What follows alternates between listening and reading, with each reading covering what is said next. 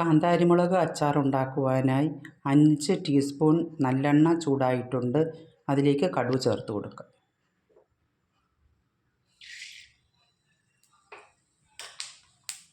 ഇതെല്ലാം നന്നായി പൊട്ടി വന്നിട്ടുണ്ട്. അതിലേക്ക് 1/2 കപ്പ് ഇഞ്ചി കൊത്തി എരിഞ്ഞത് ചേർത്ത് കൊടുക്കുക. ഇഞ്ചി ചേർത്തതിന് ശേഷം നമുക്ക് 1/2 കപ്പ് വെളുത്തുള്ളി ചേർത്ത് കൊടുക്കുക.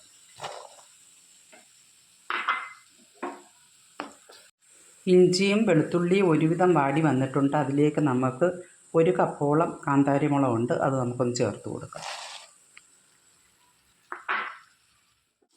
മുളകിട്ടതിന് ശേഷം തീ അല്പം കുറച്ച് വെക്കണം, അല്ലെങ്കിൽ മുളക് പൊട്ടിത്തെറിക്കാൻ സാധ്യതയുണ്ട്.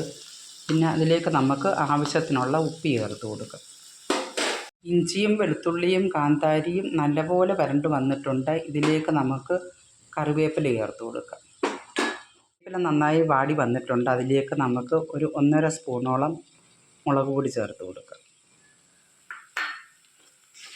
മുളക് പൊടി ചേർത്തതിന് ശേഷം കായപ്പൊടി ചേർത്ത് കൊടുക്കാം. 1/4 ടീസ്പൂൺ ഉലുവാപ്പൊടി ചേർത്ത് കൊടുക്കാം. കുറച്ച് മഞ്ഞൾപ്പൊടി ചേർത്ത് കൊടുക്കാം. ഇത് നന്നായി ഇളക്കി യോജിപ്പിക്കും. നന്നായി മൂത്ത് വന്നിട്ടുണ്ട്. ഇനി നമുക്ക് 1/2 കപ്പ് വിനാഗിരി ചേർത്ത് കൊടുക്കാം.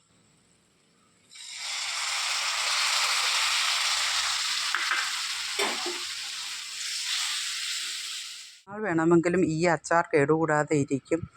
എല്ലാവരും ഉണ്ടാക്കി നോക്കണേ. ഷെയർ ചെയ്യാനും ലൈക്ക് ചെയ്യാനും മറക്കല്ലേ. Thank you.